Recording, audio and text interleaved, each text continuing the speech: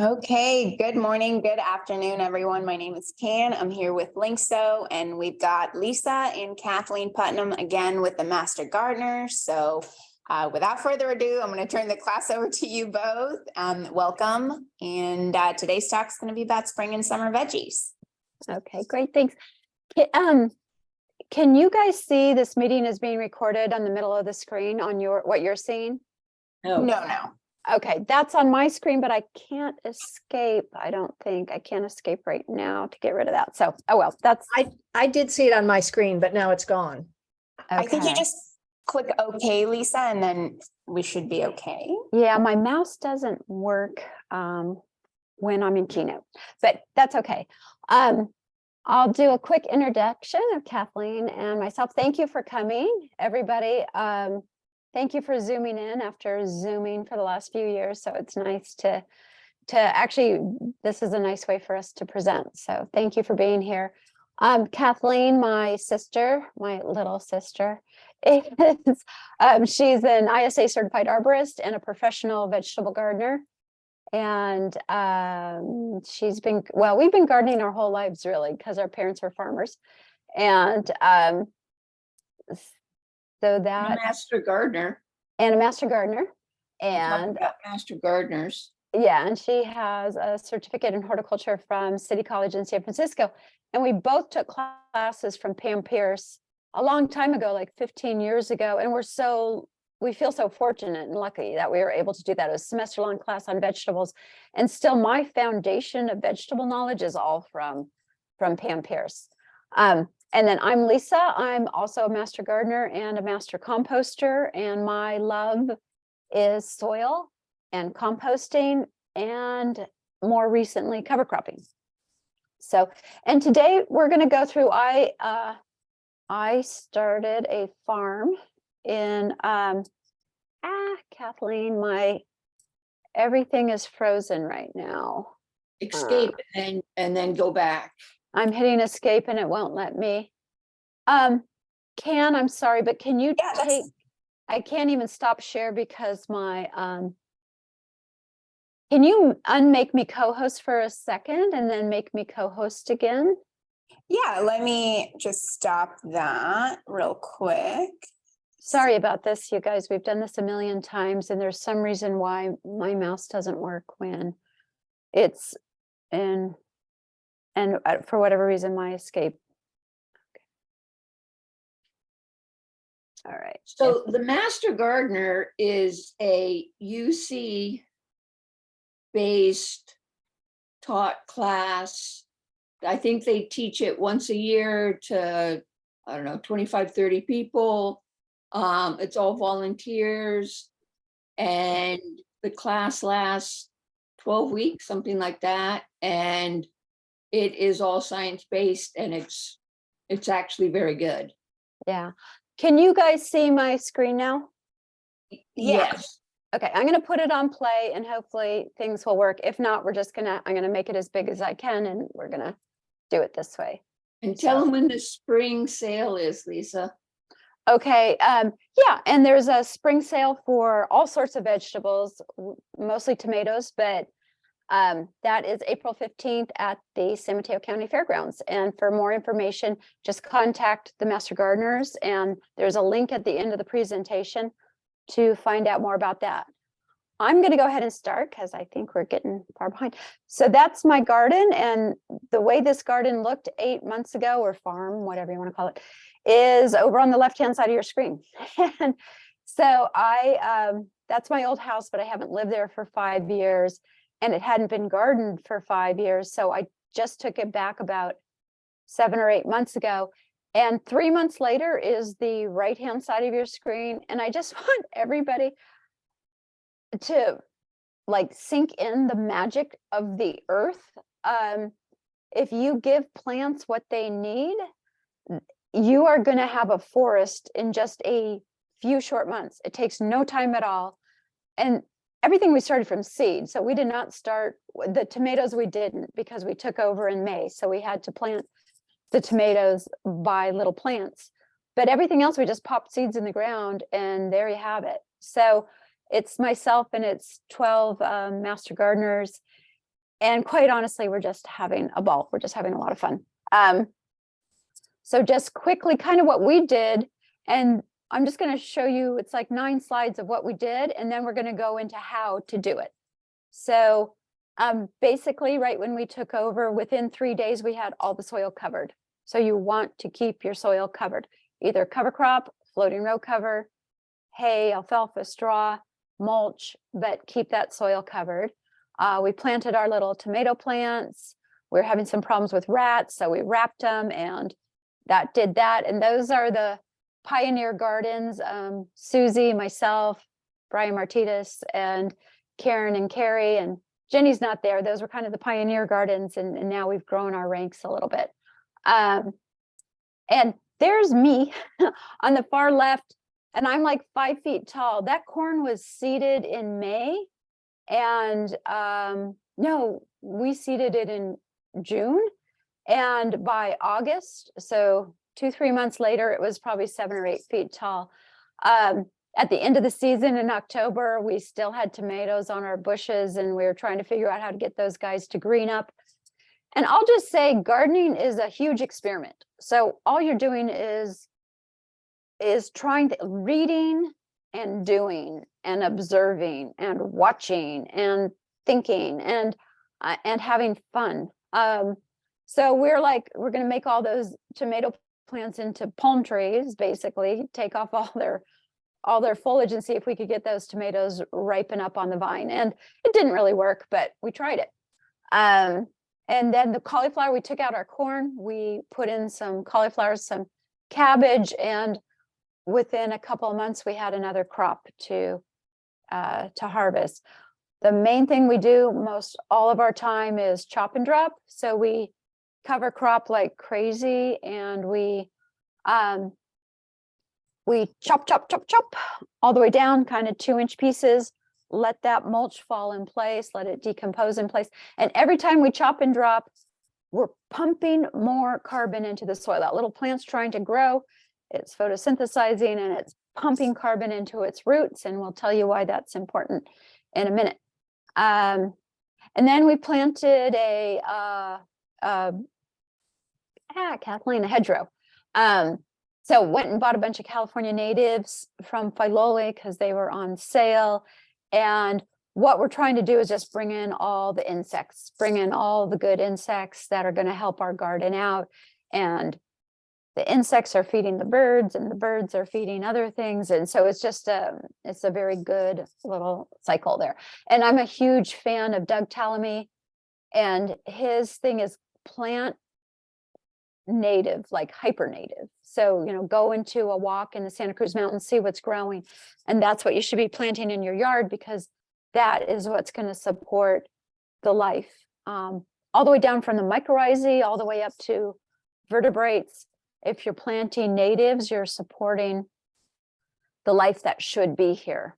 So it's not really a talk about that, but that could be a good class.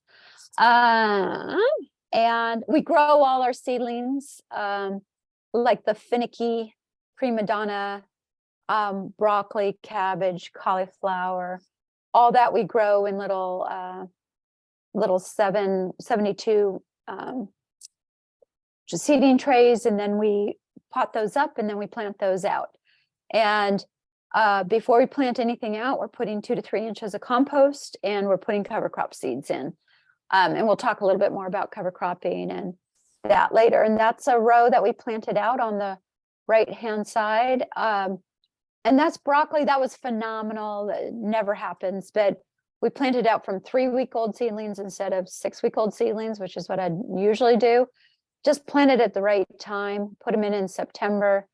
And yeah, they just grew like crazy. By end of October, November, we were harvesting. We're still harvesting off of those plants, but now all the side shoots. And those plants are actually, we're going to chop and drop them. We're going to chop them off at soil level, and February is go time in the garden. So we're about to plant that back out after we add our compost and cover crop seeds. This is our compost on the farm. And since it's a farm, it's a larger scale for composting. The the compost you make yourself is always your best compost. So we just take everything from the garden that we're not going to, like a huge gigantic tomato plant, we're not going to chop and drop that. We put that into the compost pile. We put everything into the compost pile that we really chop and drop the cover crops, but all the other things, all the cabbage leaves and everything go into the compost pile along with leaves from the property that the farm is on. And we make our own compost. And within 6 weeks, we turn it. Luis turns it for us with a ladder. We make amazing compost, and that's what's going in our garden. And that's what's adding life to our soil. And that's why we don't ever use fertilizer. And then that's what we grow. We grow a lot of fresh fruits and vegetables, and we bring them to a food bank. We bring them to St. Francis Center in Redwood City. And that is what we do with all our produce. We eat some too. All the gardeners get to eat a bit too. And now we're on to the class, actually. That's just to show you anybody can do this. We're not, there's nothing magic about us. There's something magic about the earth. So anybody can do this. I'll talk a little bit about what's needed, and then Kathleen will talk about what living soil is and why it's so important. So you really only need 3 things to have those kind of results, and it's sun, living soil, and water. And sun is a non-negotiable. So you for root crops and leafy greens, you need 6 hours of full sun. For your fruiting vegetables, which you're growing in summertime, you need at least 8 hours, and that's true sun. That's sun hitting the leaves and photosynthesizing and pumping carbohydrates into the soil to feed the soil food web. So that's not dappled sun, or, you know, that's full on sun. Living soil we'll talk a lot about, so I'll skip that, and water we'll talk about as well. The other things I put down in the left-hand corner, it's very, very good, and you're going to be way more successful if you have patience, and that's the little heart. If you're extraordinarily curious, that is, I think, an essential ingredient. And the power of observation, just really looking at your plant and what is it doing and why is it doing it. Those are some of the other nice to haves. And okay, we'll talk a little bit about where. So my home garden is on the left-hand side, and that's in raised beds. The farm in Woodside. So this is for people who are joining us from other parts of the world. We're on the peninsula in the Bay Area in Northern California. And so the farm is on the right-hand side, and I'll speak for Kathleen here, but we like growing in the soil instead of in raised beds. But there are some benefits. Raised beds, you can control your environment a lot more. You can cover those raised beds to keep birds out. You can put hardware cloth on the bottom of those raised beds to keep out the gophers. You can keep rats out. Excuse me. So it's a more controlled environment.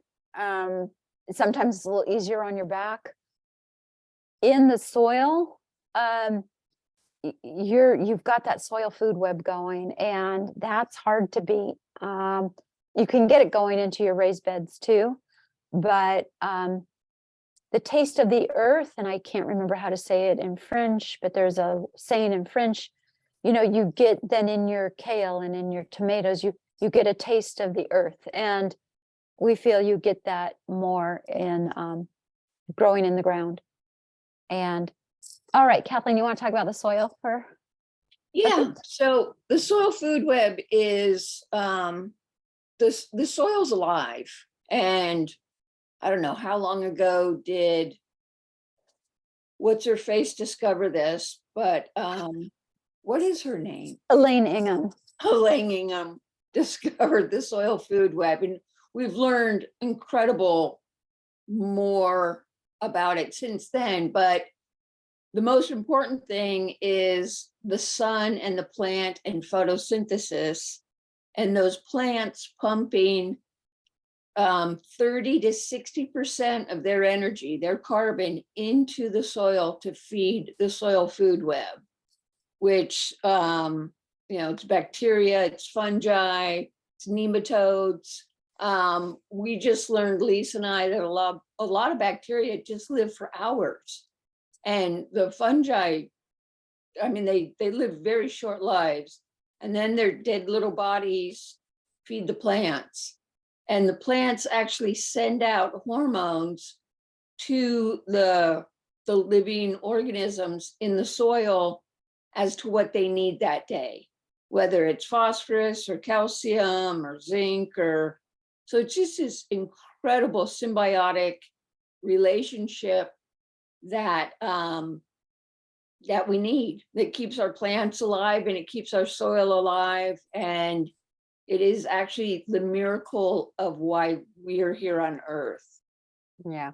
Without all those little guys, we wouldn't be here. No, and without photosynthesis, none of us would exist. Yeah. So it's a I good said thing. that to my spouse the other night. And she was like, yeah, whatever. I'm like, no, really. It's amazing. We wouldn't be here. I remember asking Pam Pierce, this is a long time ago. I didn't realize that plants ate carbohydrates. And then I'm like, well, can they get fat? Do they ever go on a carb-free diet? That doesn't sound healthy. But it's amazing. And the other thing with gardening, I used to focus on the chemistry. I used to focus on, well, does the soil have enough nitrogen? Does it have enough phosphorus? And very, very quickly, and that's actually Terry who refocused me. And all you really need to worry about is the biology. Is your soil alive? And everything's going to take care of each other as long as your soil is alive. So how do you feed the soil food web? Cover You want crop. cover crop. Cover crop. I mean, how we feed it at the farm is we put compost on top of the soil. We don't turn it in. We don't disturb the soil. We don't till. We put compost on top. We put some seeds then on top, some cover crop seeds. And Kathleen will define what a cover crop is, but I'll just do like my one sentence. It's any crop you're growing to feed the soil instead of feeding yourself. So it could be anything. You could grow anything as a cover crop, but you're doing it to feed the soil, not to feed your body. And then we mulch on top of that. And that's how, it's kind of a lazy way to do it, but it's extraordinarily effective. And if you don't do your own compost, we do not work for Linkso's. Actually, we have no affiliation, but Linkso makes some of the best. Their veggie blend is really good in your raised beds. And then they have something called de-still structured compost. They have other compost too. So feed your soil a variety of compost. It doesn't have to just always be de-still structure. They have stuff from, I can't think of it. Yeah, Web Ranch. They have, and I just know them, and they're an ethical company. So they're testing their compost. They're making sure it's alive. They're making sure that there's organisms in there. So that is how you feed your soil. Why do you feed your soil? There we are, feeding our soil. You want to increase the organic matter. If you ever decide, like if you're still stuck in that chemistry part of gardening, and so you're sending your soil sample away to be tested, I'll save you $100 right now. It's going to say add more organic matter. And how you do that is feeding your soil food web, leaving those roots in the ground, cutting things off at soil level. Cheapest way to add organic matter is growing a cover crop and leaving those roots to decompose. And you're feeding your soil organisms, you increase your water holding capacity, increase your infiltration, and you improve your soil structure. And the best part of it all is then you don't have to use any pesticides, herbicides, or fertilizer because the system is taking care of itself. And it knows what to do way, way, way better than we know what to do. Okay, we're kind of beating this horse to death here. no-till. This is Gabe Brown, who's one of Kathleen and my favorite authors, and these are his 5 principles. And then Can will send, you don't have to take notes, Can will send this out to you. Those are some of our favorite people, but if you haven't watched Kiss the Ground yet, watch it. Read Dirt to Soil by Gabe Brown. I mean, these women, Chris Nichols and Christine Jones and Christine Olson, are just fabulous soil scientists who are incredible, and don't mess with your soil. All right, Kathleen, you want to talk about cover cropping? Yeah, so cover cropping is just, I mean, Lisa's definition was as good as any I've heard. It's a crop to feed your soil and feed the life of your soil. And you'll see the cover crops improve everything Lisa said you do to why you want your soil better, a cover crop does. Its roots in the ground, which, like I said, 30 to 60% of the plant puts its energy into the ground to feed the microbes that are in there. So it just keeps your soil alive. Yeah, it's amazing. I mean, it seems like magic. And we put not boots on the ground because we forgot to talk about don't step on your soil. We talked about it's living, and you wouldn't step on something alive. So you wouldn't step on your cat, you wouldn't step on your dog. So don't step on your soil. You don't want to kill those guys. You don't want to compact that soil. You want it nice and loose and fluffy and buttery and yummy. Oh, good Lord. I might now. Are you Dang, stuck again? I'm stuck again. Uh-oh. I'm gonna, I hate this. I'm gonna stop sharing for a second, and then I'm just gonna bring it up as a, PDF. I'm just gonna bring it up. I'm sorry, you guys. I don't know what the deal is here, but sorry, you're gonna see it in a. The new computer. I know my computer's old, and then I'm also on Keynote from like 2009. I mean, maybe it's time for me to join the next century, but Yeah. And I will say, when you do cover crop, I don't know if you have a slide on this, Lisa, as to 4 or 5 families. oh, that's the slide right here, Kathleen. Can you guys see it? Oh, hang on, sorry. I need to, oh, fudge cakes. I'm so sorry, you guys. Fudge cakes? How do I get this back up? I'm so sorry. It's up on my screen, but I need to screen share again. So I need to bring this up. I'm so sorry for this. This is not acceptable. Okay, can you guys see my screen now? Yeah. Okay, so there's the 4 or 5 plant families, Kathleen. Okay, so it's just like if you ate the exact same thing every day, you're not going to be healthy.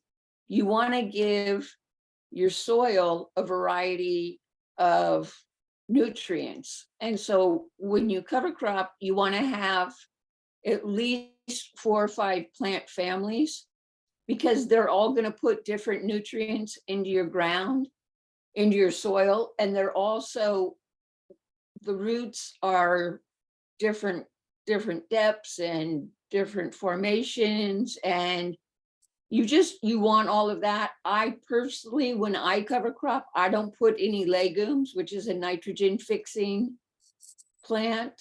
I just do flowers and grasses and mustards. But so that's all I have to say about cover crops.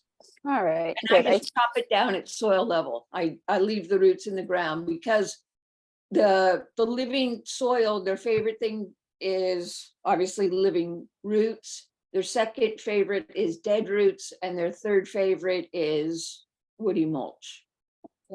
Yeah. And you're trying to get a, Sorry, any chance to make that full screen there on that slide? I can, I will do that. I'll press play, and I'm just, my computer gets a little funny, so I'll just go ahead and do it, and hopefully it won't. Sorry, as it's long as I hard to don't read. Yeah, as long as I don't touch my mouse, I'm okay. Kathleen, you want to talk a little bit about irrigation? Yeah. We're um, leaving soil. I just should say that's enough about soil, but you can, the most important thing about gardening is soil. So that's why we spend so much time on it. But now we'll get into irrigation and veggies. So sorry, Kathleen, go ahead. So drip irrigation is obviously the most efficient, but I worked in a nursery for years and I would have people come in and they would have, a problem with their plant. And the first thing I always asked them is, well, how often is it getting watered?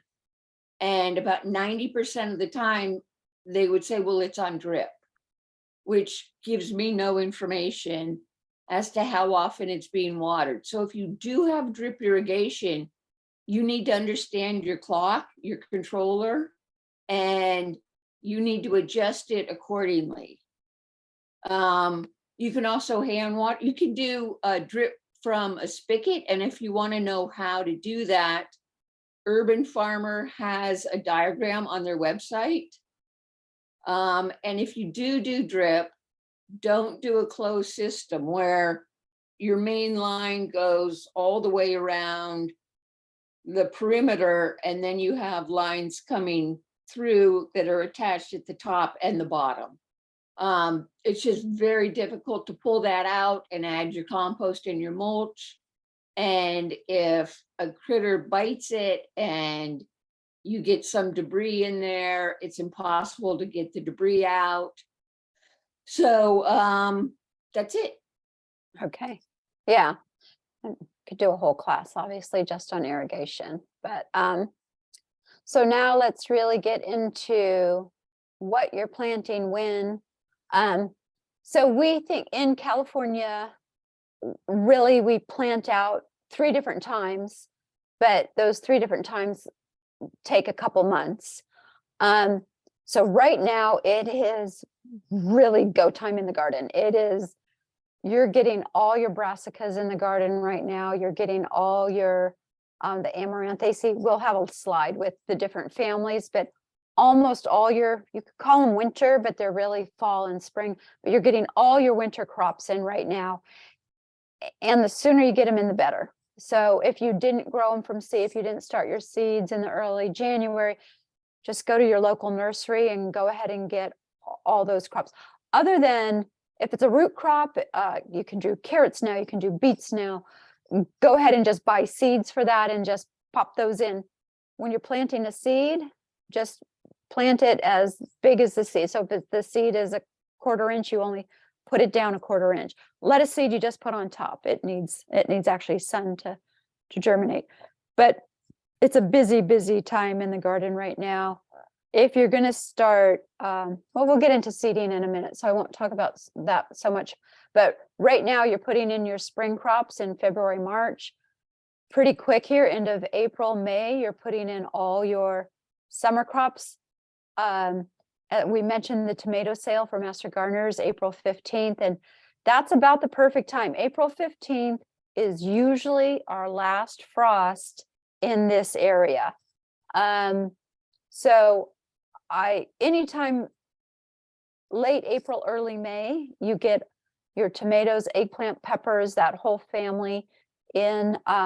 You can seed all your cucumbers, all your winter squash, all your summer squash. Those can also go in May. So it's a very busy time. It goes from nothing, December and January, you're not doing anything, to like really being busy in your garden right now. And of course, since we live in California, you're going to be planting those tomatoes April, May. They're going to still be producing into August, September, October, and you can see that's when you're supposed to be planting out your fall and winter crops. So what I do is I sneak them in. In my tomato rows, I'm putting in my broccoli in August in my broccoli rows. And so you have to intercrop. There's no way not to, because your stuff is still producing, yet it's time to plant out your next crop. I still put down my compost. I still put in my cover crop seeds, still put on my mulch, but I'm planting into an existing producing crop. Kathleen, anything more on that? Just the broccoli before and after tomatoes. Yeah, to keep the verticillium load down in your soil. UC did the research, and it's nice actually if you could do a fall and a spring broccoli crop and then plant your tomatoes in, and that's going to be the best to keep your verticillium load down. And the other thing I want to say is you're planting the exact same things your spring and your fall. So those two top, the first and third line there, you're planting out the exact same stuff during February, March as you do during August, September. They're going to react very differently. One, you're planting warm going into cool, and one you're planting cool going into warm. The exact same plant, like a marathon broccoli plant, for instance. If you plant that in spring now, you're going to have broccoli in spring and all through summer. It just keeps going. If you plant that exact same plant as a small seedling in August, September, it's going to bolt in about 2 or 3 months. So it's different growing warm into cool and cool into warm. And that's just all observation. I didn't know that about marathon. It's just I've grown it out for a couple years now, and I was observing springtime I can grow spinach like crazy. I tried till I was blue in the face to try to go spinach on an August, September growing. I seeded probably 5 different times. I couldn't get that spinach to grow. So, excuse me.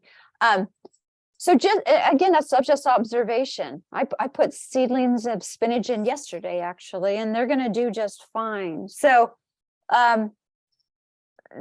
so just observe. I don't know.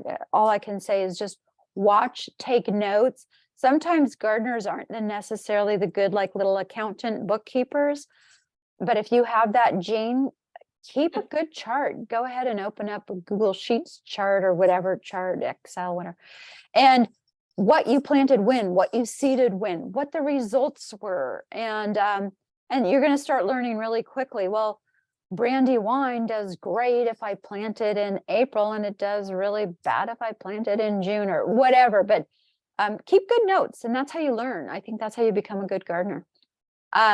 Here it is, everybody, my favorite chart in the world. I love this chart. And it's right next to me. I can touch it. It's on the wall. So, I mean, I know if you've ever taken a class from me before, you know this chart. So you just can go on to UC Master Gardener, Santa Clara County, and click on their veggie chart. And Kathleen and I have looked at many charts in our lives, and this is by far the best. So this tells you what to do when you need to do it.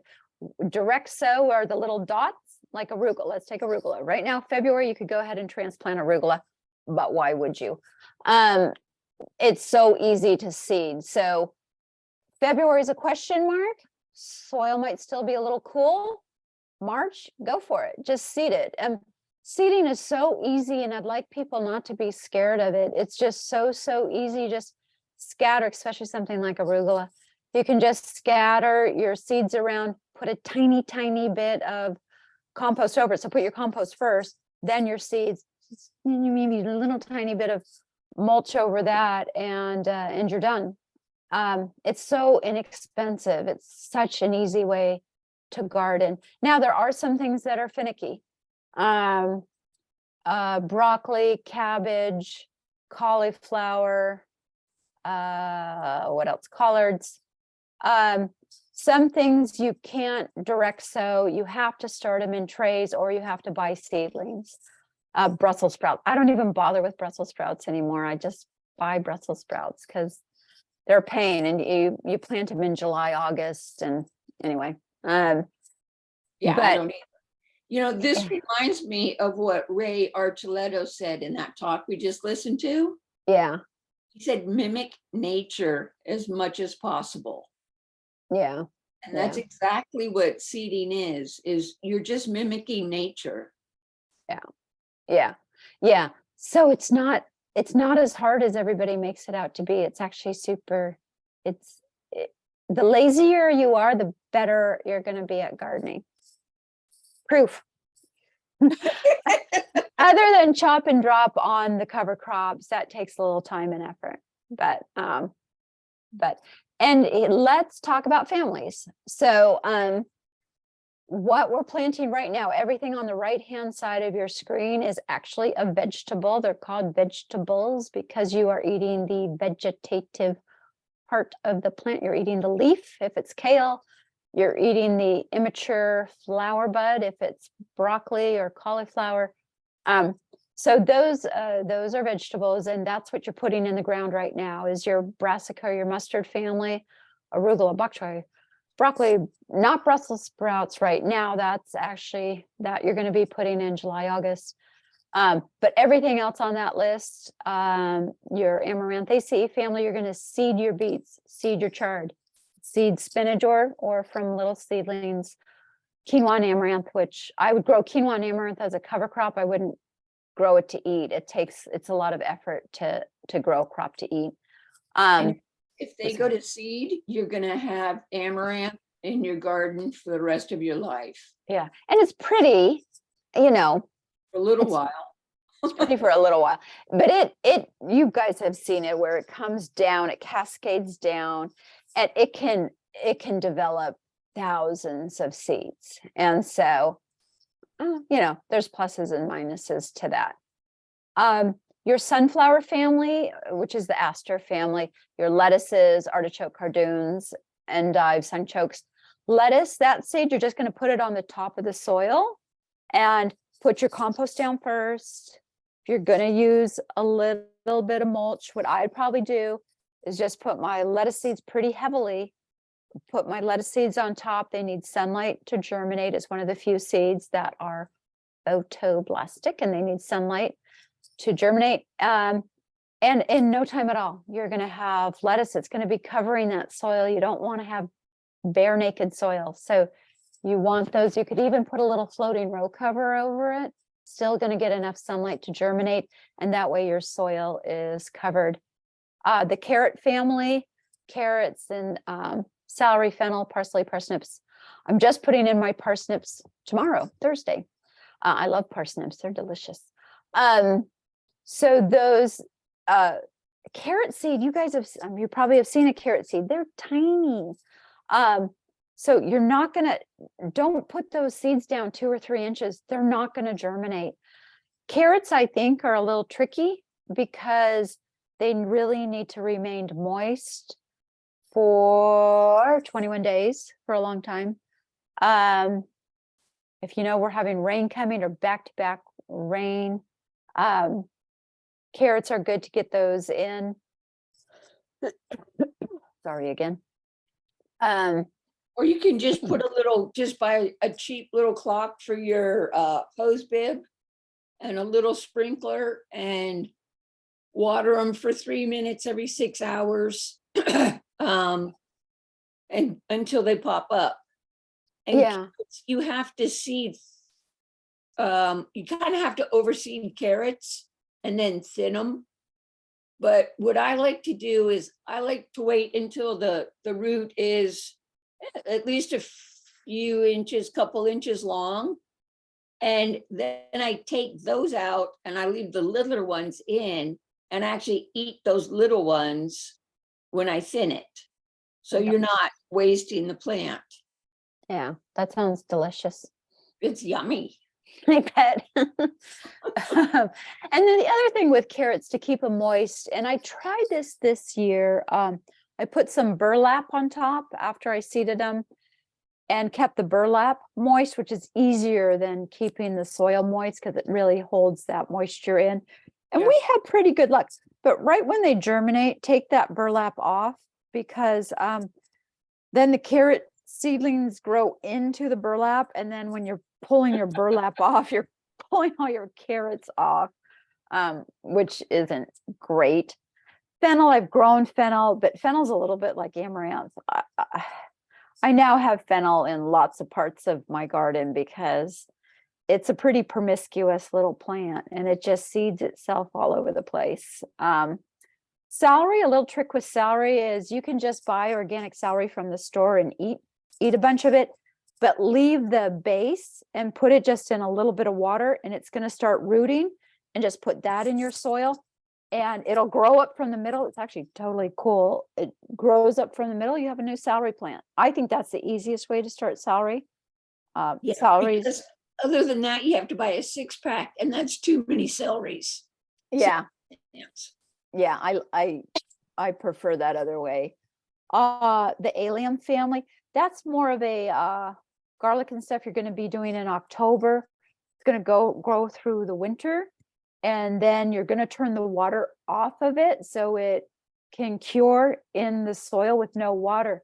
Please think in your garden, please always be thinking 6 months ahead. So are you going to want to put your tomato plants right next to your garlic? You don't want to do that because your little tomato seedlings are going to need to be watered in April and May. That's when you're going to be wanting to turn the water off on your allium family to let them cure. So I put it at the end of a row, so I can either just put I either put them by themselves in a row or in just one raised bed if you're going to grow them.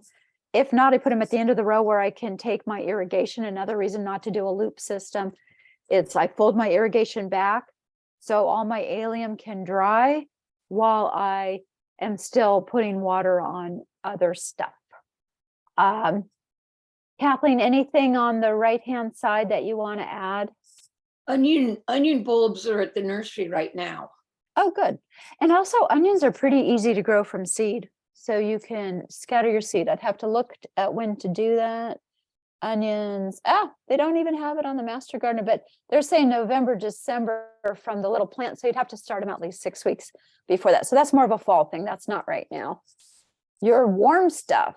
Also, before I get into warm stuff, I would just like to say a lot of people grow tomatoes and they think, oh, vegetable gardening is growing tomatoes. But really the beauty of California, and it's very water wise, is, well, for one, grow year round.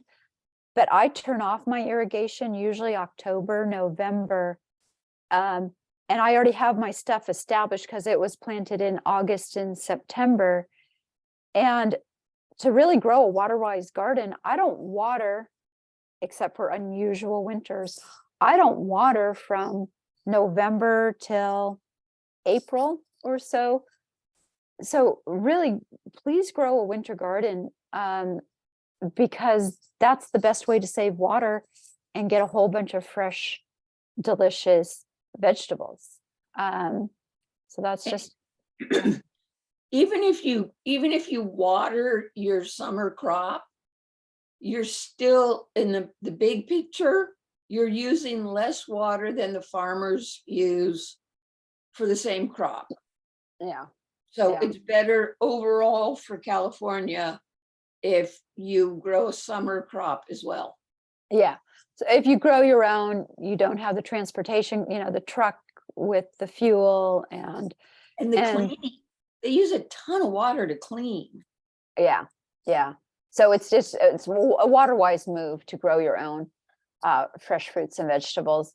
So on the left-hand side, the warm season, which is from 65 to 85, and you will see an overlap with the cool and the warm from 65 or 65 to 75.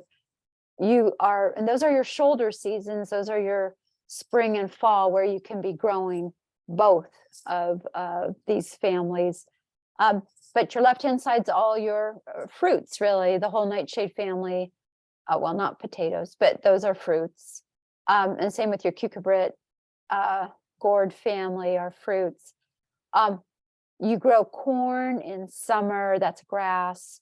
And your legumes, the warm legume is a bean, the cool season legume is a pea. I just put it on the left-hand side because there wasn't enough room on the right-hand side. But Corn a fruit? no, corn's a grass. Oh, But it's a grain. It's a grain though. So it's a seed. It's an immature seed what you're eating. You're eating the seed, right? Just like just like wheat or other grasses, you're eating the seed on that. Okay. And is sugar a vegetable? Of course it is, Kathleen. You're eating the vegetative part of the plant. It's a vegetable. Hateful. And so I That's don't know what else to say. Probably my guess is everybody here has grown tomatoes. Plant them deep. Because where all those off the little stem, those little leaves coming off, you could just pinch those leaves off and plant it. Even if you're buying a plant and it's 6 or 8 inches tall, just have the top 2 to 3 inches sticking out and dig a deep hole. And just a kind of a word to all these vegetables you can plant deep. Like if you have a long neck on your broccoli, sorry, I'm getting over a cough. Plant it deep, but it's the opposite. These are all annuals. Everything here, there's a couple biannuals, but these are all annuals for the most part. When you're planting a perennial, something that's going to live a long, long time, like let's say a fruit tree, you're going to plant that high. You're going to plant that above grade. All these you're going to be planting below grade. So you're actually going to be digging a hole to plant these in. Your So kookaburra, do you put a fish head in your tomato hole? I do not, Kathleen. Do you put an aspirin in yours? I don't. I don't. So, I mean, there's a lot of people who have taken, and nothing against Love Apple Farm, they're doing a great job on a lot of things, but, there's a lot of farmers who have learned the biodynamic method, kind of the John Jeavons method, and what we have found, really the biodynamic method came around in France like 100 years ago, a long, long time ago. And my guess is that Rudolf Steiner lived next door to a fishmonger or, something like that. He's the one who started biodynamic farming. And, there's a reason why we do things. Is adding a fish head bad? No, it's not. You're adding organic matter. A fish head's going to decompose. But if you don't live next door to a fishmonger and you're running over, half of Northern California to find a fish head, that seems a little ridiculous to me. Really, you put nice compost, you're growing your cover crop, you're covering your soil with a living mulch. You don't need to do weird stuff. I think it comes back to mimic nature. Yeah. And there's nothing wrong. I think when I die, I just shove me into a hole and I'll decompose. I'm a carbon-based organic compound, but so there's nothing wrong with any of that. It's just a lot of work. It's a lot of unnecessary work. I'll put it that way. Yeah. And we don't use fertilizer because you don't need to. Compost is kind of our fertilizer. It's living. We're just putting more organic matter into our soil. So, if you want to use fertilizer, if it's just like that's what you have to do, then by all means use organic fertilizer. And I do like the down to earth products, but don't use chemical. Don't put Miracle-Gro on you're going to kill your soil, and it's going to be rock hard. I can guarantee you will kill your soil if you put chemicals on it. So please don't do that. And the latest research actually is when you fertilize your plant, it quits pumping carbon into the soil because it doesn't need to anymore. Yeah. So you're So unemploying. You quit feeding your soil food web when you fertilize your plants. Yeah. So all those microbes that are keeping your plant alive, if you put fertilizer on them, they're all unemployed now. They're like, well, I don't need to do my work anymore because somebody else is doing it for me. No, they're starving to death. They're starving because the carbon's not being pumped in to the soil anymore. Or the carbon that is being pumped in, the plant's using it instead of feeding it, instead of sharing it to the microbes. Yeah, because it doesn't need to. So those microbes starve to death, and then you don't have any microbes. So that's very sad. It is. And what a awful death.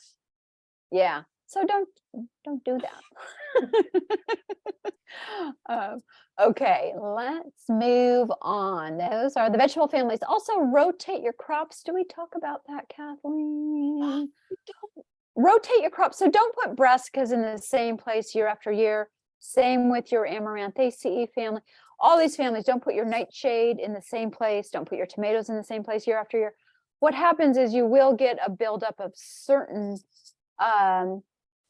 pests and certain bacteria like verticillium or fusarium, or like with the Amaranthaceae family, you'll get a buildup of those cute little leaf miners, because they pupate, they drop into the soil, and then if you keep planting chard in the same place year after year, you're just going to get a buildup. So it's best not to do that. And when Okay. you say rotate crops, you mean rotate by family, correct? Yeah, by family. So that whole brassica family, planted in the same place, and then proceed tomatoes with 2 crops of brassica with broccoli.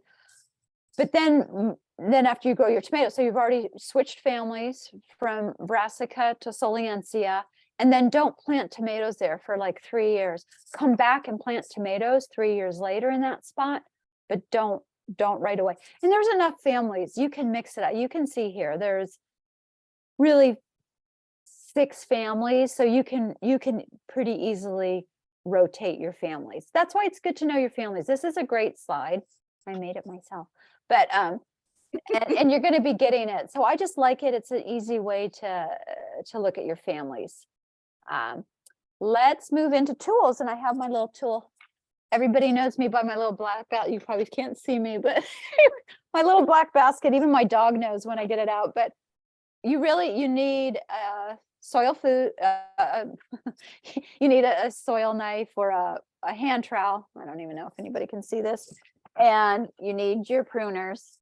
These are ARS. I love my pruners, but Felco, ARS, buy yourself, splurge, buy yourself a nice set of pruners. And then you just need to sharpen your pruners. You need a diamond sharpener. I don't wear gloves. Once in a blue moon, I will. Kathleen, anything else? What else about tools? No, that's about it, except, get a good pruner. There's a lot of inexpensive pruners, especially at the box stores that you can buy. But I think like ARS are about $60 now, but you can replace the blade, you can sharpen the blade. And you'll have it forever. Yeah. It's definitely worth it. Yeah, it's worth the money. And it's very easy to plant. You stick your soil knife or hand trowel down, pull it towards you, pop the plant in, take your knife out, tiny pat down, make sure it's in there, and move on. It's maybe a 10 seconds or something to plant a plant. So it's not it's not hard to do. And seeds. So that little guy, the little not the little boy, but the little plant in the middle there, that's a nice looking plant. So when you buy seedlings, if you're going to buy seedlings instead of starting your own, you want those little cotyledon, those little leaves, the little true leaves are coming up in the middle there. And you want it as wide as it is tall. You don't want something that has stretched to try to find some sun. And so go to go to Half Moon Bay Nursery, go to a good reputable nursery, and buy yourself some nice starts if you haven't started them yourself. And now on to the cute little boy. Wait. When Yeah. you buy plants, Yeah. you can easily just pop one of them out, just push it from the bottom Yeah. and see if the roots are circling and there's more roots than soil, then get another one. Yeah. Buy yourself a nice seedling. If they don't have any nice seedlings, you could go to a different nursery, or you can put that seedling in water and try to get the soil off of it, which I do anyway. I do something called a muddy up method where I get all the soil off my roots. But it's best to get a seedling that hasn't been stressed. But why start from seed? I mean, there's just a huge variety of what you can grow from seed, and it's fun. It's fun to draw. There's probably 80 different varieties of broccoli. There's just so many tomatoes. Of course, there's probably 200 different kinds of tomatoes. So it's just fun to play and try different things and see what's working. And also you'll have it at the right time. Like, tomatoes, I bet you anything, tomatoes are going to start showing up in nurseries pretty quick here. Well, I in North, think they're at Home Depot already. oh my gosh. So, in the earliest you want to put them in on the peninsula is April 15th. Unless you're going to go through a lot of, a wall of water around it, and you're going to put a floating row cover over it. And, you have to wait till the last frost is over. And also they've done it where you've planted a February one. Let's say we don't even get let's say from February on, we have no frost. You plant a February tomato and you plant an April 15th tomato, you're going to get your first tomato at the same time. So don't put yourself through the agony of worrying about if that little guy is being, cared for correctly. So Yeah, and you're exposing it to disease and pests while it just sits there and does nothing. yeah. So plant out at the correct time, which goes back to the planting chart. And then that is my son, who's now 18 years old. We used to run a farm stand every year, or every week. We had a weekly farm stand, and he was the cashier. So, and now he's applying for college. And I don't want to start crying, so I'm going to go on to the next slide. So here is, these are my beds at home. I put down my compost. I put some mulch on top. I just use a composted wood chips for mulch. What I will say is have your supplies on hand. Don't go to the nursery and buy your seedlings and then come home and say, oh, I don't have any mulch. I don't have any compost. Have everything you need on hand. So otherwise you're not going to do a good job. You're gonna put them in the ground. And anyway, so there's my pile of mulch is the second photo up on the left hand side. My mulch and that's a soil compost combination that the soil there, I put it on the ground, I put my mulch over it, I lay out my little seedlings, and then I just put in my soil knife, pull it back, pop the seedling in, and then I water it in. I water it in with my Dram Redhead, which has 1,000, you can count them, 1,000 little holes. So it really gives a nice, it's like rain. It's a gentle, oh, there's my black basket again in the photos. A gentle water on them, and keep soil in the ground. Keep. So that's how to prep a raised bed, and we kind of already did how to prep if you're in the ground. Bugs, blights, and birds. And I just have to say, see that cute little hornworm in the middle there? He's so gushy.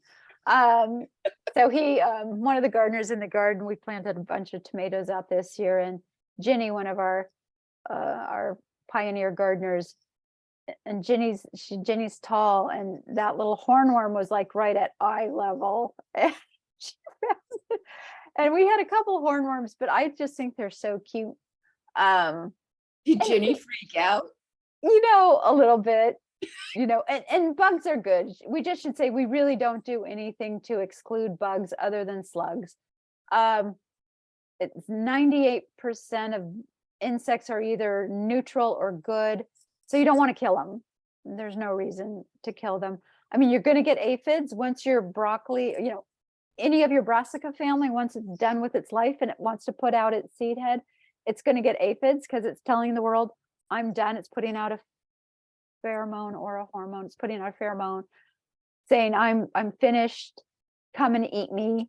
And then all the aphids are going to come in and they're going to eat them. And that's how it's supposed to be. That's the circle of life. I don't do anything. I'm not going to eat it myself because it's bolting. It's going to seed. It's not going to taste good anymore. So that's when the insects are supposed to come in. We did this talk a couple weeks ago in Portola Valley. Yeah. And one of the people in the audience asked, why does her fava bean get aphids all the time before it's put out even its flowers? And Lisa thought she was pumping nitrogen in it, but I went out and I saw where she's growing them. She's growing Uh-huh. them in full shade. Yeah. So that plant is totally stressed. It's putting out stress hormones, and the aphids are coming to eat it. Yeah. It's like you can't grow fava beans in full shade. Yeah, yeah, you need sun. You go back to the very first slide of if you're giving that plant what it needs, 8 hours of sun, it's going to be a healthy, happy plant. So just give the plant what it needs, and then you don't need to worry about things. And Um, if you get insects on a plant when you think you shouldn't, look around and ask yourself why, because there's something wrong with the environment, not the plant. Or something wrong with your soil. You're Yeah. putting a nitrogen fertilizer on that soil, or you're doing something. And I shouldn't blame it on people. I mean, things happen. It's not, and I'm not saying it's your fault, but it's just observe and see what's going on. We do exclude birds, rats, and squirrels, and then sluggo, which is kind of the next slide. And the hedgerow, the reason why I have the hedgerow photo there is, you know, the more insects you can invite into your garden, the better off you're going to be. So plant that hedgerow, get those California natives growing, and all the good insects will come. And those good insects are going to eat the bad insects, which there's not very many of, a few. And so, you know, plant your California natives, bring in your ladybugs, and don't go buy ladybugs because they're harvested in the foothills, the Yeah. Sierra foothills. People go and harvest them this time of year when they're hibernating, and then they sell them in these stores. And then the Central Valley farmers have all sorts of problems because they just went and harvested a whole bunch of ladybugs that were supposed to go to the Central Valley in summertime. So don't buy ladybugs. And can I say how I love leaf miners? Yes. So it's usually you see it on like your chard, Swiss chard and spinach is a fly lays a little tiny egg that is between the layers of the leaf. And that little egg hatches and it becomes a larva, and it eats and eats and eats and eats, and it makes this little trail in your leaf. And then it gets big enough, makes a little hole, and it flies away. Yeah. It's so cool. It's totally cool. And you can see the little trail get bigger, bigger, bigger. It gets as it fatter and gets- fatter. Yeah. And you can totally eat that leaf. Hold it up to the light and see if there's still an insect in it. If not, you can eat it. Yeah. Yeah. And you eat probably a little I bit mean, of you can eat frags. the insect Yeah. too, but you know, Fine. Yeah. some people Yeah. don't like to. Yeah. Yeah. So birds, rats, squirrels. So when I plant out brassicas, I will put a little sluggo out as a prophylactic very first time. And then I put floating row cover or tulle on top. And I'm putting the floating row cover or tulle to keep the birds off of that crop. Birds like little brassicas. They love little brassicas. But then I don't put sluggo again unless I see slug damage, and slug damage and bird damage can look a lot alike. So again, you have to look, you know, is this a beak doing this damage, or is this something with chewing mouth parts doing this damage? So And look for the trail. yeah, look for just be observant. So you're not trying to solve a problem you don't have. And don't use Sluggo Plus. Yeah, because that's also killing. Finish that. So it kills any larva. Yeah, so that's not good stuff. Just the plain old sluggo is actually OMRI. It's organically approved. And then the other thing is exclusion. So you can see my cat up there. That's at home at the raised beds, and that's Zazo. Zazo is keeping all the birds away for sure. But exclusion is really what we, you know, for rats and birds and squirrels, if you can just cover your stuff, and you're going to be much better off. we have a client, the bottom left is a client's house that they have taller covers, so the plants can get a lot bigger. I usually find by the time a brassica is 8 inches tall or so, it doesn't need to be covered anymore. It can withstand a little bit of bird damage. It can withstand. My broccoli right now, those rows of broccoli that I planted back in September, they have so much bird damage. It's crazy, but they're still producing side sprouts. They're still producing broccoli. So it's working just fine. We're going to get to questions pretty quick here, but that's actually not called a cinch trap. I just learned that a cinch trap actually is like a little noose, but I can't remember the name of that trap. But for Christmas, I got to have a heart trap. That Santa was so good. I must have been a very good girl. But I must say I like the square traps. I think they're called Rodinator. I like them better than this have a heart trap, and I've caught more squirrels in it. It is legal to catch squirrels and rats. It's legal to trap them. These are live traps, and then you need to kill them with carbon dioxide in a chamber, like an ice chest, to do it legally. You're not allowed to take them and let them out somewhere else. You're not allowed to transport a live animal and let them out somewhere else. And then that's Brian, our famous, he's trying to teach all of us how to set these rat traps. And we had Janice Moody, another amazing trapper, come and teach us how to set all these traps to catch these critters. And since we're in the ground, we don't have hardware cloth underneath our rows. So we do have gophers, we do have rats, we do have squirrels. So we're just trying to manage that as best we can. For deer, we actually have a fence, so we're fenced off for deer. Kathleen, I'm going to just speed up a tiny, okay, good. Just so we have lots of time for Q&A. But harvesting is a lot of work. Kathleen and I got to the point where we were not planting any more cherry tomatoes because it takes so much time to harvest cherry tomatoes, and you need to be harvesting them all the time. Kind of same with beans and peas and anything that keeps producing, like eggplant are big, they're not as hard. And they're so beautiful, but anything that needs to be harvested all the time or keeps producing, you need to, the more you harvest, the more you're going to get, because it just keeps trying to reproduce itself and you're just interrupting that cycle. Grape tomatoes are the worst. Grape tomatoes, yeah. Yes. Yeah, those little tiny cherry or grape tomatoes. Some things are one and done, like cauliflower. I mean, and ideally you do a successive sowing, like beets, carrots, a lot of things that you eat it and then it's not going to put on a side sprout, or it's not going to put on another tomato or bean. Those, if you can, you just keep seeding them during that window, those windows that we were looking at. And they're like a 2-month window. So, I mean, you could, for 8 weeks, you could just keep putting in another couple beet seeds, and then you've got or cauliflower plant or whatever. Kale, you can harvest forever and ever and ever. I have some kale plants in my garden. They're probably a year old.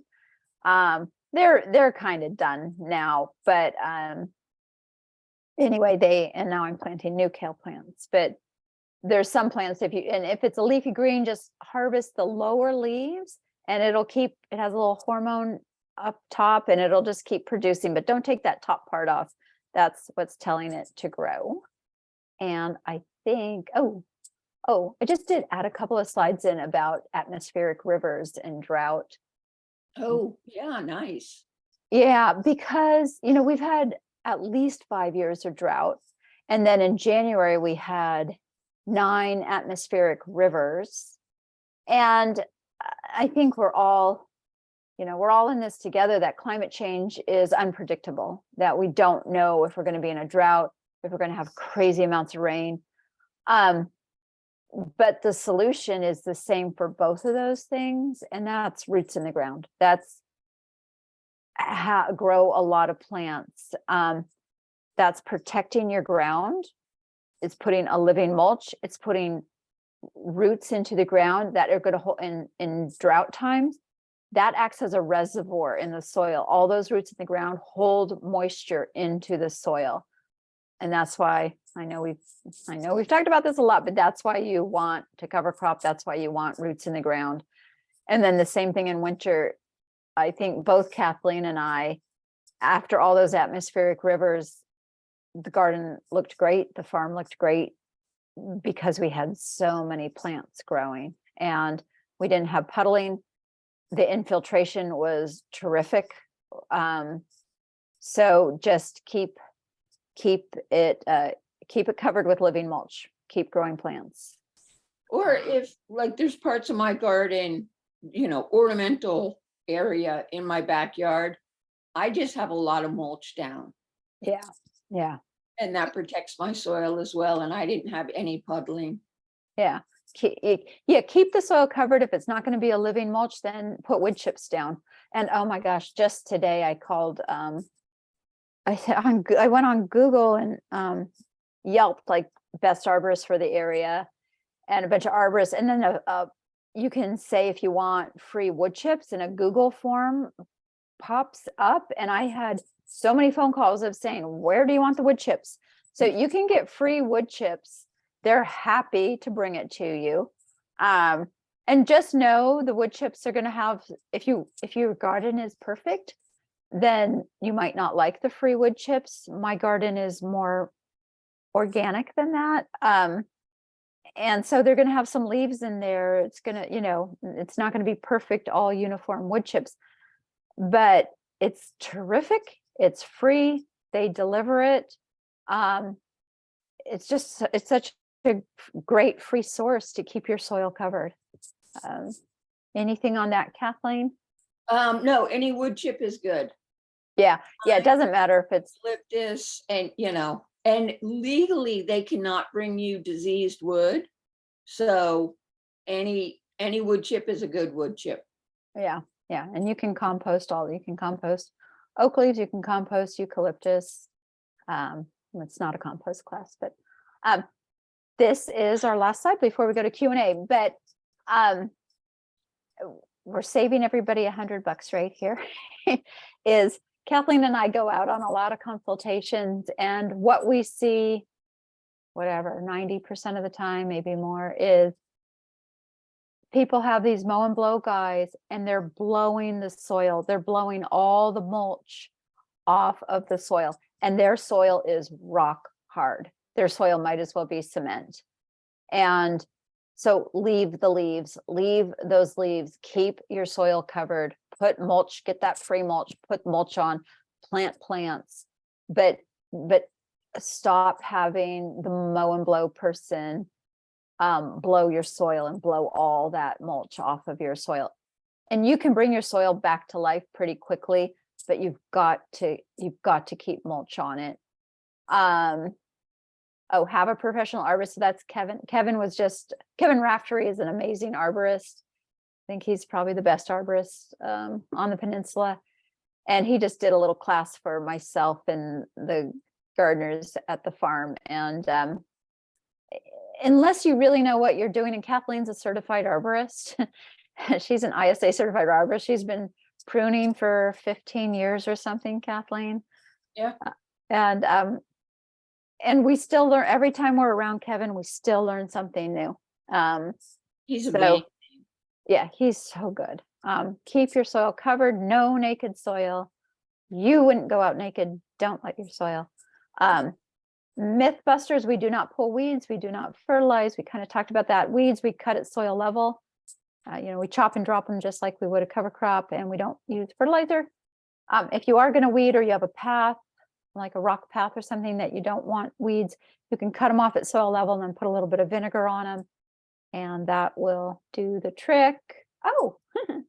And then have fun. I mean, the main thing in just gardening is just go have fun. That's a cauliflower we grew. I think we took it out a month or so ago. And then dinner, like chimichurri sauce. That's actually what's for dinner tonight. Is using the parsley from the garden and the sugar snap peas and the broccoli and the beets. And using your garden like it is a refrigerator or, a pantry, and, growing things you like to eat and eating them and enjoying them. Couple of gardeners. And all right, I'm going to just go 2 slides and then we'll come back to Q&A. But this is, if you have questions after today, you can contact the Master Gardeners, and they have a hotline to answer your questions. And again, this will be sent to you, but that is some resources of Golden Gate Gardening, integrated pest management, the Master Gardener website, and the planting chart that I love so much is the top link there. And just thanking Lingso for having us. We super, super appreciate being able to be here today. And then Can, if you want to do Q&A. Yeah, perfect. We just have a few here, so I'm sure it'll go fairly fast. So let's see. That's a thumbs up for class on beneficials in the garden, by the way. So it's a comment that we received. Okay. Okay, so let me go back. Okay, so if folks are growing vegetables in containers, how often, if they do need to, change out their soil? Or do you recommend keeping the same soil and just sort of topping it off? I mean, that's probably the one place we don't use fertilizer, but if you don't have access to the soil food web, it's probably one place where we would use like a very, very diluted fish emulsion. But Kathleen, do you want to talk about changing soil? If it's like a pot, I don't know, probably every 3 years. That's almost something you can answer better than we can. Yeah, I never had to change out. I grow in containers as well. What I do is I just amend the soil with a little bit of compost almost seasonally, and then add, like Lisa mentioned, organic fertilizer from Down to Earth called BioLive. That's been really, really helpful. And compost tea, a whole bunch of tea in containers it's really been beneficial for me personally. But yeah, I rarely change the soil in them. okay. Can, when you dig around your pots or containers, do you see earthworms and stuff? Are you seeing I life in the soil? do. Yeah, I do. Okay. Because some of my pots are, containers are directly on top of earth. So Okay. not, I'm sure they go in and out. I'm not sure. Yeah, good. So I mean, you can get the soil food web going. It might depend a little bit on the size of the pot, but if it's connected to the earth, you can get living organisms in there. Yeah. But I use a lot of compost tea and compost also. So that definitely helps. Adds a lot. Yeah. Yeah. So Lisa, I think you showed the soil food web chart at the beginning of your talk, and there were birds involved in that chart. The question here is, are bird droppings harmful? No, bird droppings are good. There's the chart. Yeah, I mean, there's all sorts of creatures because everything is relying on this whole system to happen. But I mean, I compost my chicken. We have chickens, and I compost the chicken poop. So bird droppings are good. Yeah, diesel structured compost is turkey poop. Yeah. So, I mean, I guess in an ideal world, you would take that bird poop and you would compost it with 3 to 4 parts carbon I mean, yeah, I will say like bird poop is super high in nitrogen. So you might want a little more carbon in there. You might want 5 or 6 part carbon to a bird poop compost. One bird poop in your one bird poop isn't going to matter, but let's say you had a bucket full of bird poop, you'd want to add 5 buckets of leaves or woody material to compost that, because you want bird poop is very high in nitrogen. But one bird, the random bird poop is going to just help the soil. It's not going to hurt. Okay, yeah, and let's see here. There are a couple questions regarding cover crops, and we always get cover crop questions, but I think for for the purposes of this class, I'm gonna refer them to your talk on cover crops, which is posted on Linkso's community page, and you can view that. I'm not, so you had mentioned the growing charts, the seasonal vegetable growing chart. I'm gonna just read this question, but I'm not sure what they're asking, but I'll go ahead and read it. On the cold and warm chart, which group or groups are placed to the left-hand side due to lack of space, question mark? I'm not sure what they're asking here. Maybe they can clarify. Yeah, if they want to come on and clarify, that'd be fine. I guess when I use the term intercropping, it's like you're putting your brassicas in now and you're putting your amaranthaceae, everything on the right-hand side of that column you're putting in right now. But everybody knows in a couple of months, you're going to be putting all your tomatoes and stuff in. So sometimes you have to put your tomatoes in where your broccoli is, and that's okay. I'm not sure if that's, So even if your broccoli is full size, come tomato planting season, you would plant your tomato next to your broccoli? well, if it can get enough sun. So, yeah. I certainly do the opposite. I'm putting my broccoli in summer, when it's hot and August and you're starting to plant out again your cool season stuff. I prefer to intercrop with my Solanaceae and cucurbit family because they're shading that little sensitive brassica and giving it a little relief from the sun. And you're going to get tremendous growth on that broccoli. What I did learn this year is take out your tomatoes like October. Those brassicas are going to get big and then they're going to want their own, they do want their own sun. And if you keep that tomato in there too long, you're going to miss a window of getting, because really it's August, September, October that you're planting out your cool season stuff. And if your tomatoes are 7 feet tall by 7 feet wide, let's say, it's going to shade out everything. So it's better to take those out in October. You're going to have to put those tomatoes on your windowsill to ripen up. But you can still be planting out. Otherwise, you kind of miss a window and it gets too late. I mean, after mid-October, it's too late. We have too short of days. It's too cold. So you can't really put this stuff on the right-hand side out anymore. So you kind of miss a growing season if you don't interplant, and if you wait too long to take your summer stuff.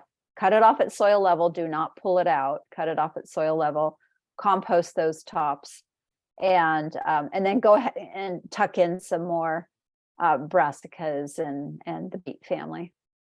So where would you put your tomatoes? What would you intercrop them into? This coming April, Yeah. I'll intercrop them into broccoli. Okay. Yeah. But you could do it also into lettuce.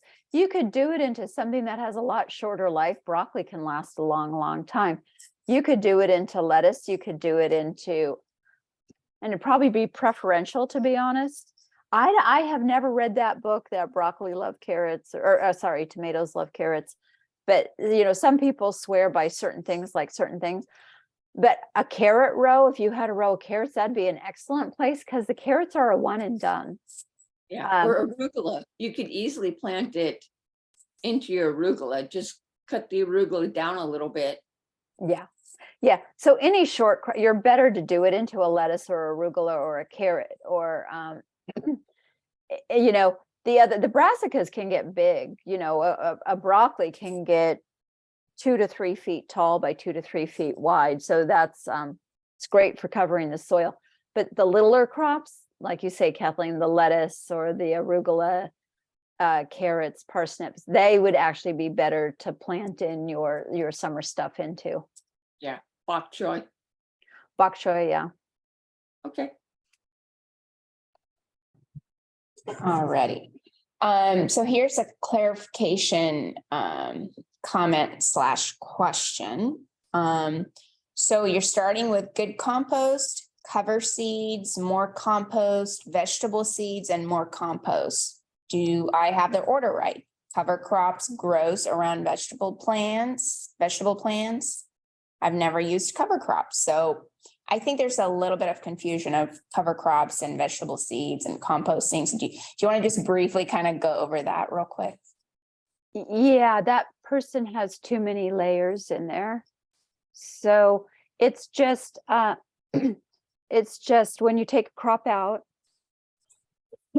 cut it off at soil level, add about, well, it depends on your compost. Let's say you're using Diestel structured compost, really you just need to add a 1/4 inch or a 1/2 inch. If you're using your homemade compost, maybe add 2 inches of compost. And then you put your cover crop seeds, and if you're seeding, let's say beets or lettuce, lettuce is a little, lettuce, let's say beets, then you just, or spinach, chard, you just go ahead and poke that into your compost that you just put down, just a teeny tiny bit. You don't want to bury those seeds. So you're burying your cover crop seeds and the seed that you're going to eat, your cash crop, same time, same place, and then either cover it with a floating row. What I would do, and Kathleen might be a little different on this, I'd put a floating row cover over that and I'd keep that moist. And then I would then use the cover crop as my living mulch. So I wouldn't be putting a wood chip mulch or even G&B soil conditioner over that, because I know in no time at all those seeds are going to germinate, and that's going to be my living mulch for that soil. But Kathleen, you do things, I think, a little bit differently. Well, I mean, the other example would be, okay, you cut everything off at root level. You put kind of a light cover crop, not super heavy cover crop. Then you pop in your plants. Then I would put G&B mulch and irrigate. Okay, did you put any compost down? Yeah, compost first.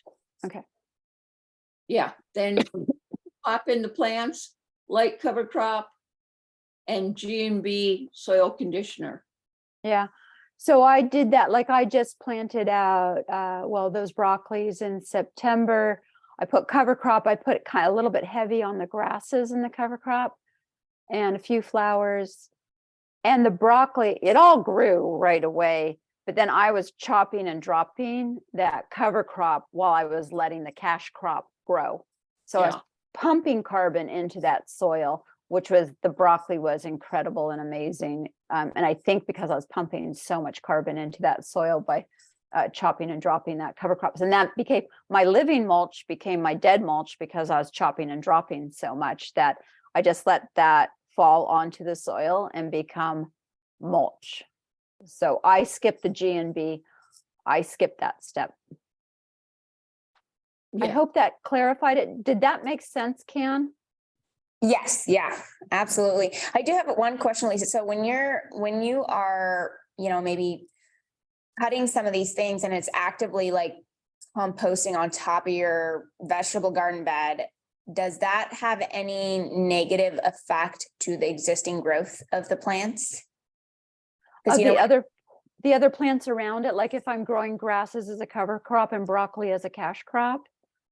Right. And then, when it's decomposing, does it ever get like super hot enough to affect the actual plant that's growing? No, I've never had that happen. Because Okay. we're chopping and dropping those grasses, and it's just covering that soil and keeping that soil cool and moist. And then the broccoli just grows right up through it. So everything does get cut off at soil level, but like, let's say a cabbage, sometimes I just take the cabbage head and I leave those great big, huge leaves to cover my soil. And then I get sometimes 3 little cabbages come up. But what I am finding when I leave those leaves and it rains, then they're like little swimming pools, and then I'll get insects and stuff. So I'm taking off those leaves at some point and I'm putting them into my compost pile. Mhm. But the soil's still covered because I've got my cover crop growing. Awesome. And then you had mentioned applying a 30% vinegar for certain weeding. Is that advice just for walkways and pathways, or, can you use it where vegetables are as well? I wouldn't use it where vegetables are. You're changing the pH of your soil. And it might damage your vegetables. Yeah. I have a little bit of field bindweed I'm at the farm. We have a little field bindweed. Do not ever pull field bindweed because you'll get a huge mass of it because its root breaks up into little sections. And then instead of one field bindweed, you have 16 field bindweed. But that one, even, it's almost more like a Q-tip application, but we'll cut that off at soil level and just put a little vinegar on it. And if we do have field bindweed in our pathways, all our pathways are covered with a nice layer of bark of wood mulch, wood chips. We will put vinegar on that field bindweed. But that's not right in our vegetable rows. Okay. And I just should clarify, I'm actually using the 2% vinegar that you buy at Costco. The 30% vinegar is super, super expensive. The 2% vinegar is really, really inexpensive. And I haven't found the results to be that different. I think, Kathleen, you always use the horticultural vinegar, the 30%. I do. Although now that my one client that had super bad field bindweed, I no longer have, so I won't need that vinegar anymore. Yeah. So you can essentially use the 30% vinegar on a larger scale, say if a garden's infested with, weeds or something, and you're starting a new garden, can you then spray the entire area? You You could. but I think what I would do in that situation is just sheet mulch. I'd put cardboard over it and I'd put compost on top of the cardboard and then a little bit of mulch on top of the compost. And it's a little more patient approach, but I would just have it so that weed can't photosynthesize. And I think you'd be super happy in the long run that you did that, even though it might take a lot longer because your soil is going to be so nice. If you want immediate results though, I would use a hula hoe. Yeah, that's a good point. And the hula hoe is just an open hoe. I actually sharpen mine and you just run it back and forth and it chops off the tops of the weeds. And I find it to be very effective. Yeah. And you can use it in paths. You could use it everywhere. Yeah, you can use it in raised beds. You can use it. It's a good tool. Yeah. Hula, like HULA, hula? Yeah. Okay, hula hoe. Okay, awesome. And there is one weed I pull. Oh yeah, that Kathleen, you can share your pull weed.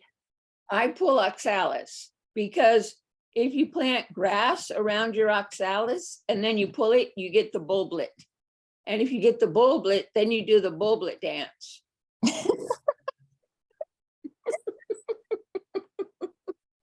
Okay. Gardening should be fun. Yeah. Gardening should be fun. It should be super enjoyable. And it's a beautiful day right now. So it's a nice day to garden. Yeah. Two last questions. We're going back to the bird droppings. Can you consume? Well, bird droppings drop directly on the vegetable leaves. Is it safe to eat? I would wash them first. Yeah. Personally. Yeah. I'd hose it off. I wouldn't eat the dropping. I'd hose it off, but I'd eat the vegetable. Yeah, I'd eat the vegetable, but I would wash it off. A lot of vegetables I don't wash off first because I want all their leaves, like kale or whatever, it's full of little bacteria. Yeah, it's full of microbiome. And so you want to eat that. It's actually the same that's populating our digestive system. So you want that. But if it had poop on it, I would wash it off. Good answer. And the Actually- last, I don't think bird poop is called poop. Oh, but it's not scat and it's not frass. Maybe it's frass. No, that's No, that's insect. it's insect. insects, yeah. I think it's called poop. Yeah. I'm gonna have to Google that. Last question is, are you able to share Kevin's full name and contact? Oh yeah, he's If not, it's amazing. okay. It's not, you don't have to do it here. I know it's recorded, but you can also email it and I think can share it it's with the okay. kids. Yeah, it's Kevin Raftery, but I will I'll have to get you his phone number. He's amazing. The only thing is you have to be really persistent because he's super, super busy. But keep calling him. He books out. Like I had to book him. He came February 1st and I booked him 6 months ahead of time. But he's worth it. You just have to be persistent. Okay. Guano. Oh, but that's bat guano. I think that's different, Kathleen. No, it says guano is bird or bat poop. Oh, I didn't Yeah. know that. Yeah, there's seabird guano and then there's the actual bat guano too. There's Oh, two but like, different things, I guess. okay, and chicken poop would be called guano, and turkey Oh. poop would be called guano. Oh, okay. Well, we'll look that I up. We'll do a class on that. I just call it chicken manure. Oh, manure. Maybe that's the word.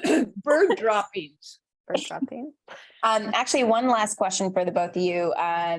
Again, going back to cover crop, any specific cover crops for under roses? I know it's not really related to the class, but I'm gonna throw it out there. You know, Nature Seed, which is one of my favorite sources for cover crop seeds, has a low growing wildflower mix that I like a lot for around fruit trees and ornamentals. Yeah. You're still cover cropping, you still get all the benefit, but it doesn't grow as tall. Sometimes, your cover crop is too tall. Yeah. But honestly, if you just plant a bunch of flowers like annuals, violas, lobelia, whatever you like. But Yeah. if you go to the nursery and, do a variety of stuff, but just have something growing is good. Or I'd say California poppies. Yeah. They're so easy to grow. They reseed themselves. They're a native. Or Clarkia. I mean, lupin. I don't know. There's a lot of California natives you could grow, and it would be really pretty in your rose garden. Yeah. To me, like lupin, I think is beautiful, and it's an annual, so it just keeps coming back, and you've got roots in the ground. Yeah. Yeah. Just Awesome. something. Something. Be careful with sweet alyssum. If Oh. you're not in love with it, it spreads like crazy. Yeah. Oh, and that little Baby blue eyes, Nemesia. what's its botanical? I want to say Nemesia. I don't think I have that right, but baby blue eyes, is that the one you're thinking of? It's the little white one with the dots on Oh, every called 5 spot. 5 spot. That'd be beautiful under roses. Yeah, and that's the same family as Yeah. baby blue eyes. Yeah, that's a really cool one. Yeah, I wouldn't do forget-me-nots because they're pretty invasive. Yeah, plus they stick to everything. Plus, oh, now I can't think of it. Yeah, there's a lot of low growing California natives. Larner's seeds. Larner's seeds is great. I They think. have mixes, but you can also buy specific plants, and they have some really nice stuff. They're I love Nature Seed because they mix it all up for you. But Larner's seed, I love the variety of stuff they have. Yeah, and Nature Seed is cheaper, Yeah. but Larner's is probably a higher quality seed. Yeah. And it's good people trying to do good stuff. Yeah. Awesome. Well, any concluding remarks from either of you? Have fun. fun, I think. How about you, Kathleen? No, I think we both said have fun. Yeah. Don't And grow experiment. hairy vetch. Yeah, don't grow hairy veg. And experiment. That's what a garden is. Just experiment, experiment, experiment. Yeah, well, thank you very much again to you both, Lisa and Kathleen, and I'm sure we'll be seeing you very soon for another class. So thank you, everybody, for attending. Thank Bye. you. Bye-bye. Bye.